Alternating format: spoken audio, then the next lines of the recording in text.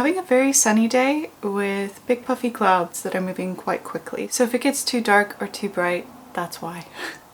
The weather's actually been so great. I pulled out my sun hat yesterday and that felt like a moment for sure. But anyway, welcome to my channel. I am Meg Lee from Creatively, and in this video we're going to be reviewing books that I've read so far this year. It is April 1st today. We have officially finished the first quarter of the year, which is crazy, but also I'm so happy for it to be spring and to get into some of the warmer months and to wear different things.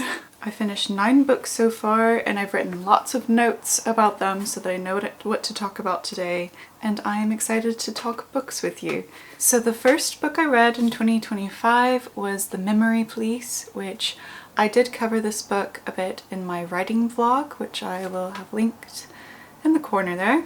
So if you want a more in-depth review, that is at the end of that video. You can find it pretty easily at the end. But also if you are a writer, I recommend the writing vlog as a whole. So anyway, The Memory Police by Yōko Ogawa, which there are going to be some names in here, please forgive me. I will not pronounce them right, but I will try. The Memory Police is translated from Japanese. It takes place on an unnamed island of Japan, where objects are disappearing from people's memories one at a time. While most people forget pretty much immediately as soon as they sort of dispose of the item, some people are remembering. They're not supposed to, and so they have to hide from the Memory Police.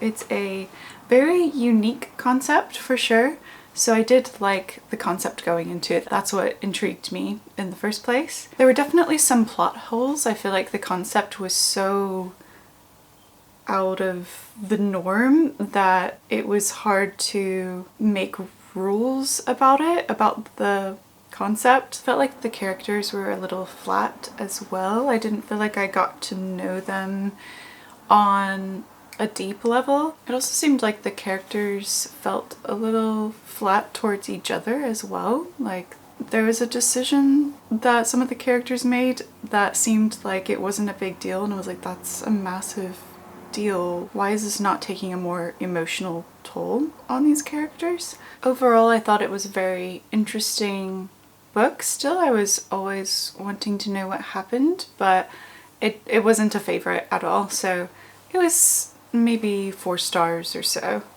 Yeah, I think I gave it 4 stars. That seems a little high, but I did like it. Like I said, there is more about that one in my other video. The second book I read this year was Elizabeth is Missing by Emma Healey. I picked this up at a charity shop and I'd never heard of it before, and reading the back it just sounded really cute and fun.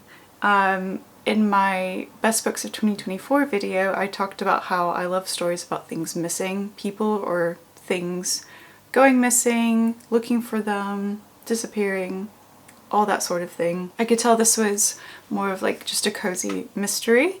I'm still learning in the UK what it means for the Costa Book Award, like what kind of a book ends up winning that prize and what the other prizes mean, like if it's a women's prize for fiction or the Booker Prize, which ones I tend to like, and it's quite surprising sometimes.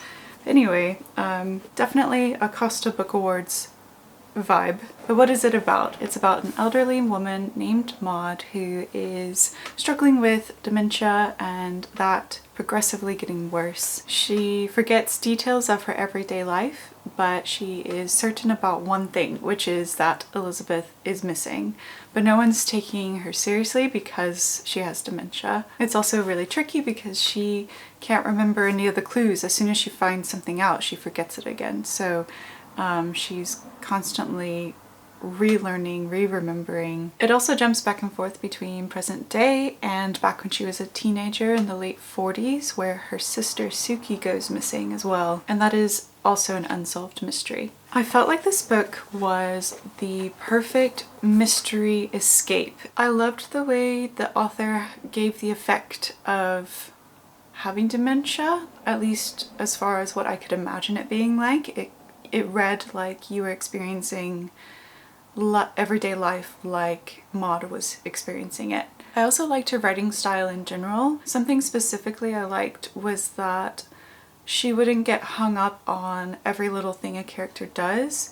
She would maybe skip 2 or 3 steps down the line of action. You could link them together easily without it being confusing. An example of the opposite would be she stopped in the road, she turned her head, she looked at the house in front of her, she looked at the house behind her. Sometimes that can really bog down the reading experience and you don't need to know all those tiny movements and things. I did feel like the back and forth was a little jarring at times, and the connections between something that happens in present day that triggers her memory from the past were kind of weak connections. It was like, oh yeah, of course. But I did like that sometimes even tiny links would be used throughout the book. You would think maybe the author just dropped that and it wasn't meaningful, but she did interlace it throughout the book, though they were still not very meaningful. But I did like that she at least made it cohesive throughout the book whenever there were little things that reminded her of the past. There is a big plot point that I feel like after I read it and thought about it a while, I was like, wait, why didn't this happen? And it's a major plot hole unless I'm remembering incorrectly, but I can't say it here because I don't want to give anything away. But I didn't see anyone writing about it in the reviews. Anyway, I did really enjoy it. It was not a perfect mystery, but it was really fun and cozy, and it was just also heartwarming, and I liked the ending. So yeah.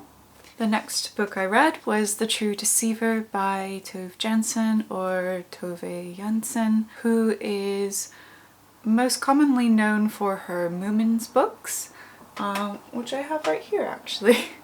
I haven't read one. I've read a bit of Moomin Papa at Sea, and then I did read her, the summer book by her as well. My husband has read most of the Moomins books because I've been gifting them to him, and those are children's books, but she's written a few adult books as well. This is one of them. I was really intrigued by the setting. It's very wintry. It takes place on a village near the coast. I don't know if it's an island. I can't remember exactly. I think it's in Sweden. The story begins when snow is relentlessly falling and it's very dark, very intense midwinter setting. It's about a strange woman named Katri who is known to be extremely honest to a fault, where she's rude and at times. And she has yellow eyes. She's a little bit of an outcast. She doesn't care what other people think. Oh, airplane. Perfect day to fly. It also follows another woman, Anne, who is a children's book illustrator who is also a recluse, and Katri comes and starts to help her organize her life, kind of take control of what she has a right to take control of, maybe. What I really liked about this book was the setting. I made sure to read it in winter when it still felt like the right time, so definitely a December, January sort of read. I felt like the characters were really distinct. They were very different from each other, very well described, and they stuck to being themselves throughout the book really well. It is sort of a slow book. It's short, but it is a slow book, but not in a way that I didn't like. I'm not someone who needs a fast-paced plot, so it did work for me. Something I didn't like, which I think is just in her books, which is that I've never seen anyone else point this out really, but the dialogue is sometimes strange. Like, obviously it could be the translation, but how they talk to each other is like the characters just explode on each other for seemingly no reason every now and then. They'll just have like a really big fight and it just feels a little cartoonish. What I read of the Moomins, I think they do that as well. So I think, and I remember this in the summer book as well, like the grandma and the daughter would just start fighting about something, but it seemed like absolutely nothing and from out of nowhere, and then it would simmer down really quickly. And I was like, what was that? So that's something I didn't love, but it wasn't a big deal. I also found the letters that the author, in the book, the author Anne, or illustrator Anne, has sent to her and she needs to respond to, and all this like pile up of old business letters and things from years and years past that she hasn't gone through. I felt so stressed reading about that because that's something I'm not good about doing, and I didn't want to be reminded about those things. But that's not really the book's fault, that's just my problem. But I did really like the book overall. It wasn't a favorite, but I did really like it. Alright, the fourth book I read this year so far is Eleanor, Oliphant is Completely Fine by Gail Honeyman, which I could be pronouncing this wrong, so do forgive me. So this is about Eleanor, who has a very timetabled life. Her life's very low-key and smooth sailing, nothing exciting, just every day, every week's the same, and her job is very secure. She's had it for a long time. But she is a bit of an outsider. She doesn't have any friends. She doesn't follow normal social cues, and so she doesn't really care about them either. So people tend to think she's weird, and she just kind of sticks to that. But as the book progresses, occurrences and people come in and kind of show her what she's actually missing in life, which with regards to family, her mental health, and friends.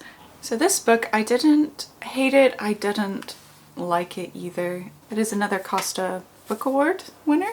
I think I saw somewhere that Reese Witherspoon really liked this book, and that's usually not a good sign for me. I don't tend to like the same book she does at all. I can see why this is really popular. It's got kind of a commercial sort of general fiction story. I felt like it started off really edgy.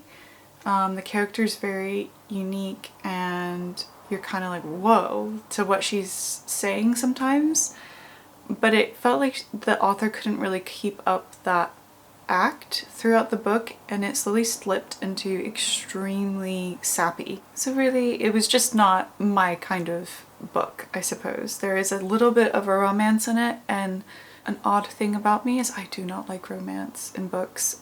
I actually despise them most of the time. Occasionally I can do it. In this one I could actually finish the book, which is saying something. If there's a little bit of romance in it and I can finish the book, then it's not too bad. And this isn't, I wouldn't call this a romance, it's just general fiction, but there's just a little romance in there. So yeah, it just wasn't my kind of book, and that's not the book's fault. The synopsis was very vague, so I didn't really know what I was going to get out of it to begin with. So I found out and I did finish it, and I liked it barely enough to finish it. There was a there was a plot twist like 4 pages from the end, so that was fun. I really was like, oh! So, you know, that was worth it. Next book I read was Klara and the Sun.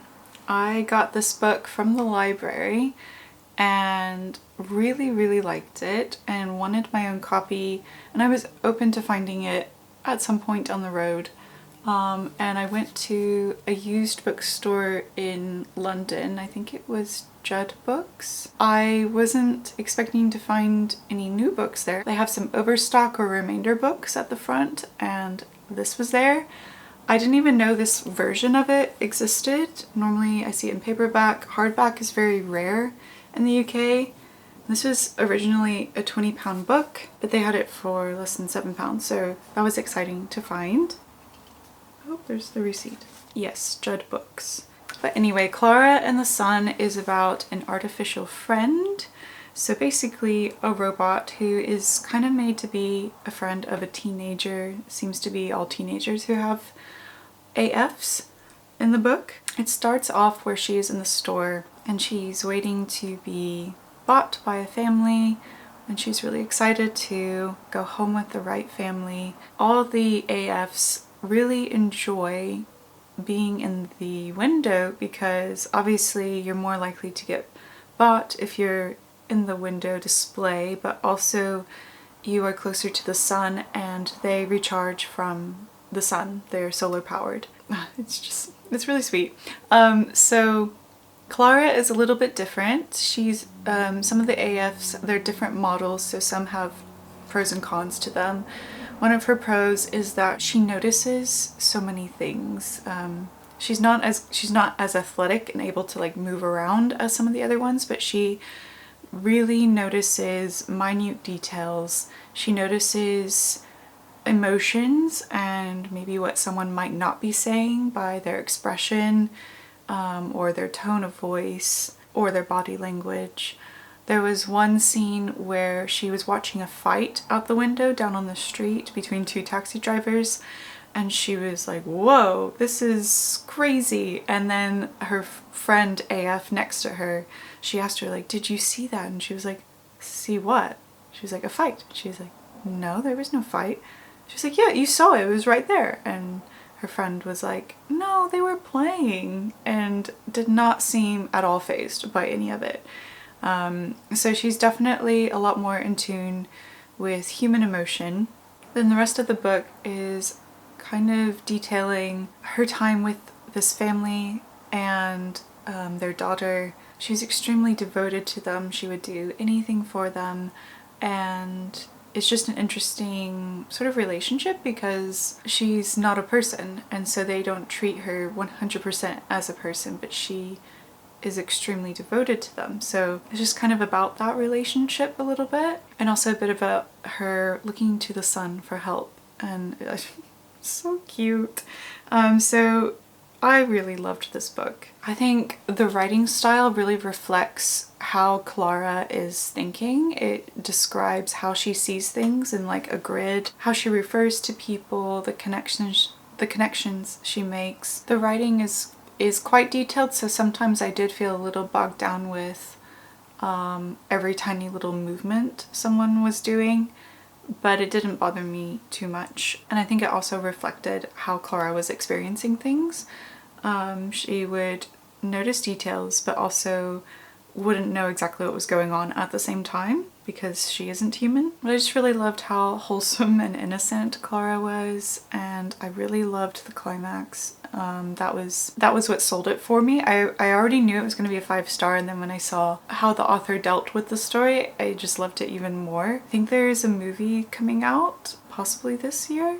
I could be wrong, but I'm excited to watch it as a movie as well, so that will be fun. The next book I read was Bird Box by Josh Malerman. I also got this one from the library, so I don't have it anymore, but it's a post-apocalyptic horror suspense novel. It's where creatures have shown up around the world, and just one look at them makes someone suicidal and immediately take action on that. So if that's a trigger for you, definitely don't read this at all. Like, it doesn't tread lightly on that. So everyone basically has to hide. Luckily the creatures don't really like try and barge into a home. They seem almost peaceful by their actions. It's just if you look at them or see them, they have to cover their windows. Main thing in like post-apocalyptic books like this is you have to go into hiding, but then how do you get your food?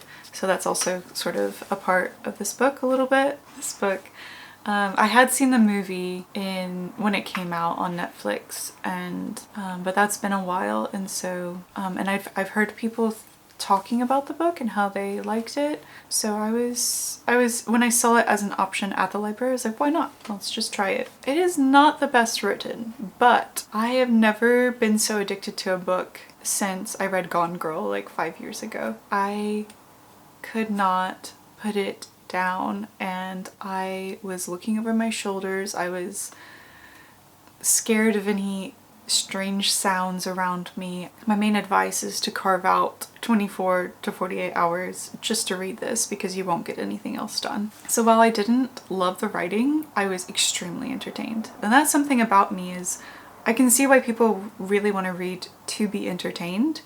I'm more someone who, I love the art of writing, and the art itself entertains me.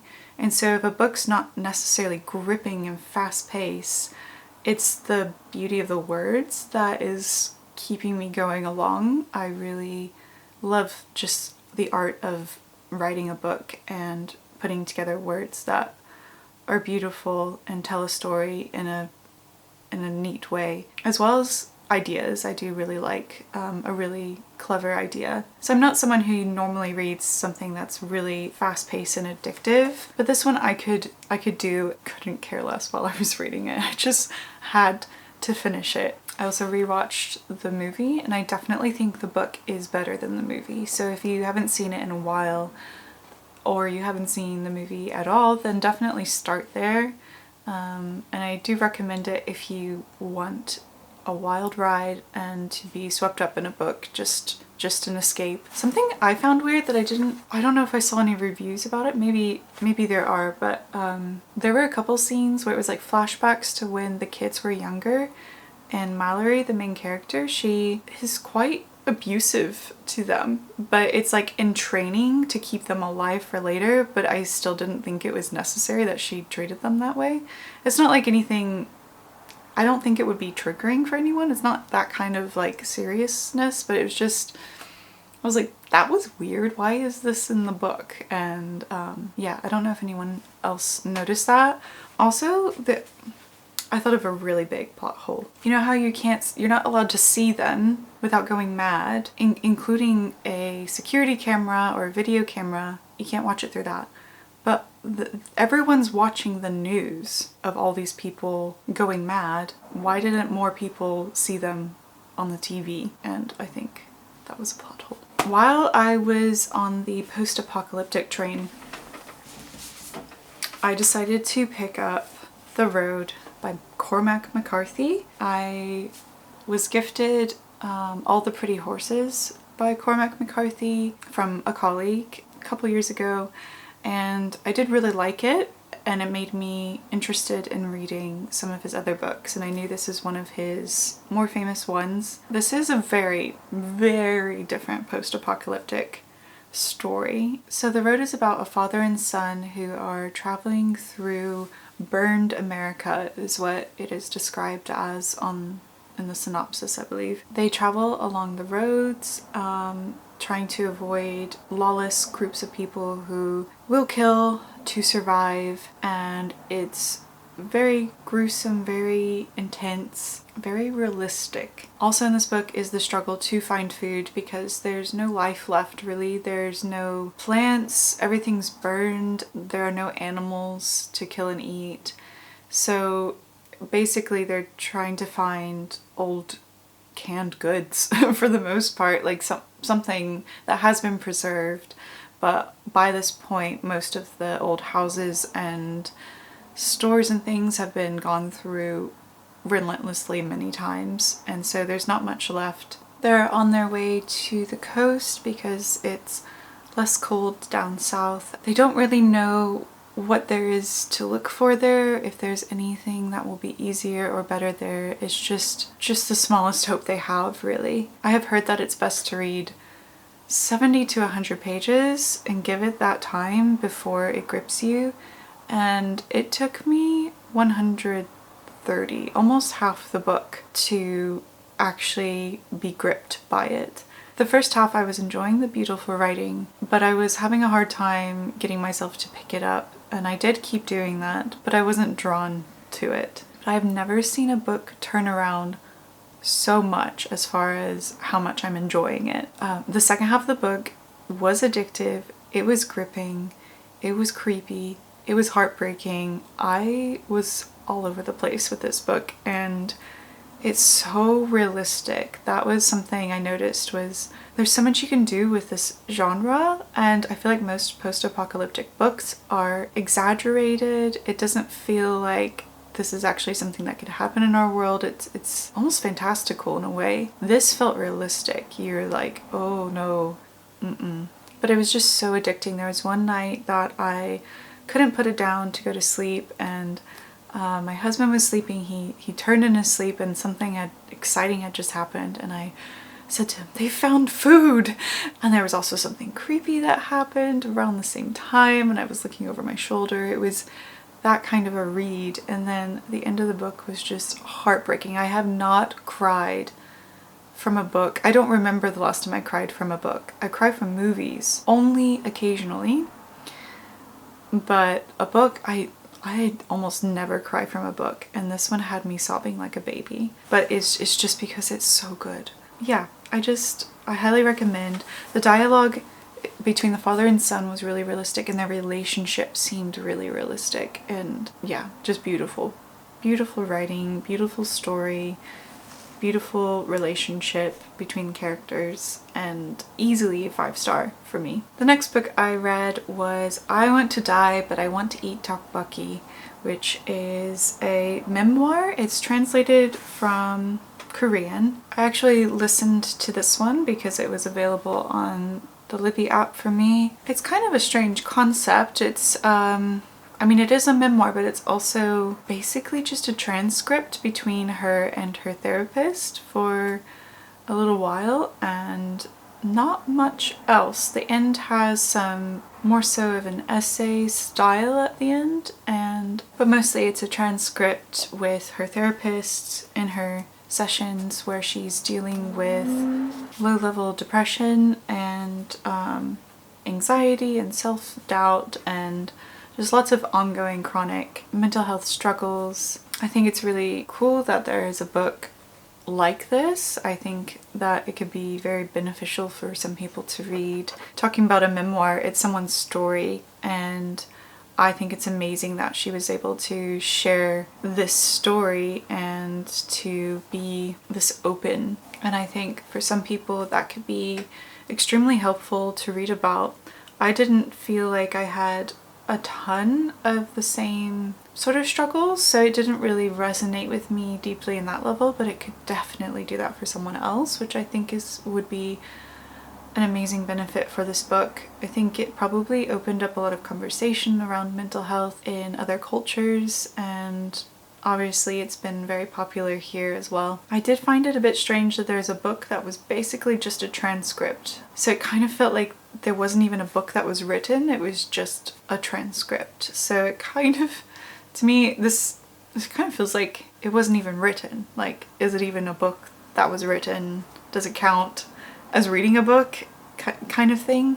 But I do really like that it was extremely honest, and basically she knows exactly what was said in these sessions because she has the recordings. It's good that that book's out there.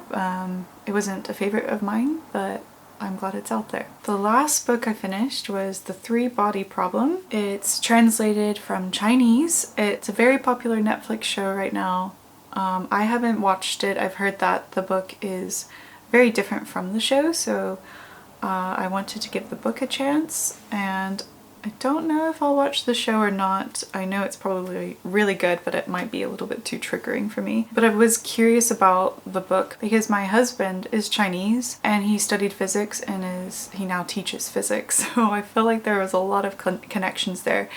And it's quite funny, he hasn't read it, and I don't think he will. But anyway, so the book is about, it kind of has two timelines. It starts off in China's Cultural Revolution in the 60s, and it's kind of crazy. This book, I think it came out in 2008 in China, so we're a little late to the game here. But it's modern day is the other timeline, which follows a nanotechnologist who is asked by multiple governments to investigate kind of what's going on in the science world. There are lots of scientists that are committing suicide, and science seems to be broken, basically. The basic laws of physics are no longer proving true. Lots of mysterious things are kind of happening to the main character, Wang, and other characters as well, including this video game that takes place on a planet. It's called Trisolaris. And this planet has 3 suns, and so the three-body problem. Before I read this, my husband explained what the three-body problem is. I thought this book was about a murder and they killed 3 people and they have to hide the bodies. That's what I assumed it might be about, but no, not at all. So the three-body problem, I am the last person who should be telling you about this, just so you know. But so basically when there are 3 bodies, their gravitational pulls, the way they interact is extremely unpredictable.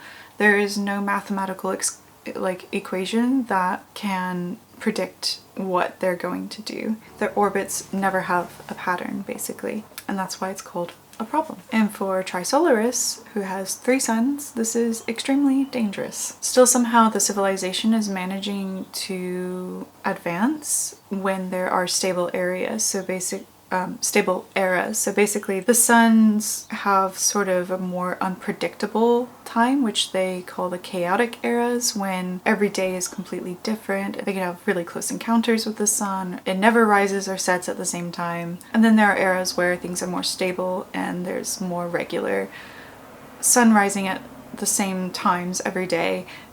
But these eras could start and end at any point in time. So the main character, he is playing this game. He's trying to figure out why it was made, who made it, and why it might be, like how it might be connected to all the other mysterious things that are going on. I was very intimidated by this book, felt intimidated by the science side of things. It's a very sciencey book. You don't need to know all the science to enjoy it. I think if you did know all the science, you would maybe enjoy it better, or maybe less, because you could see through all the flaws, maybe? Yeah, you don't need to know everything that's going on, but I did find it difficult to pay attention and get through the paragraphs that were really sciencey. I don't have a science brain. It just does, it goes way over my head. That's not my strong suit. I have strong suits elsewhere. And I can try sometimes. I do try. I did read this and I did try. So this book is also all plot, no character. Like, the characters are very surface level and we don't really even follow them that much. It's a lot of just world building and plot. I was trying to describe the experience of this earlier to my husband, which was that I kind of felt like that person who doesn't like musicals, and you're kind of going along the story and then, oh, it's a song, another song. And then finally the song's over and you're going along with the story and then it's only 2 minutes and then there's another song. And I felt like this with this book. I really liked following the main character along, mostly Wang. I enjoyed following him along, but most of the chapters were either the flashback to a previous time that was really sciencey, or going into the game and describing what's going on, which for some reason I could see how that would be really fascinating for some people, but it just wasn't doing it for me. And there was hardly any in between. Like the part with the camera at the beginning, that was the best part for me, because I liked just following him and seeing what was going on. Every time we got a little bit of that, it was then, oh no, now it's the other timeline, or no, now we're in the video game again. And that was most of the book, so I don't know what I was waiting for. It also reminded me a little bit of The Girl with the Dragon Tattoo. Not wholly, but only in the way that it's kind of all about elite people in their field. Like, these are all like celebrity scientists. Not celebrity, but just like famous in their field. Or like he's a famous scientist and he goes to see a famous doctor to look at his eyes. And it just felt very Girl with the Dragon Tattoo to me, where it's like all these people who are famous in their field, like not famous to everyday people, but they would be known, like people would know about them if they're into journalism or into science. You know what I mean. Hopefully. I don't know if I'm making any sense, but I don't know how accurate the science is. Obviously it's science fiction for a reason, but I think some of it's quite outlandish, and definitely the author was having a lot of fun, and I can see why some readers would also have a great time. But I'm glad I gave it a try, and I don't think I will continue reading the series.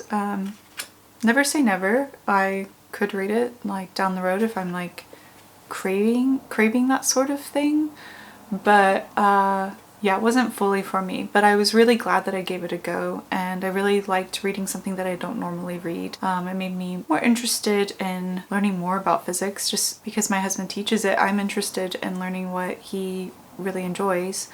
I also loved learning more about China and reading something that takes place in China, both in the past and more present times. Also obviously because he's Chinese, and so that was really fun. I liked it for all those reasons, but it wasn't my kind of book. My brain is not built for that. Anyway, that's all the books I finished. I'm really excited about reading the next few books I have on my list. I went to the library recently and took 3 books out, and we'll see what I think of them, but I'm really excited to get to them. Yeah, I hope you guys are also having a good time reading these days, and I thank you so much for watching all the way to the end as well. Don't forget to like and subscribe if you haven't already. I like making videos about all things creative, whether it be writing or painting or making clay candle holders, anything I can get my hands on that is creative. So yeah, thank you for sticking around. Before I go, I wanted to remind you that you are fearfully and wonderfully made, and I will see you next time. Bye!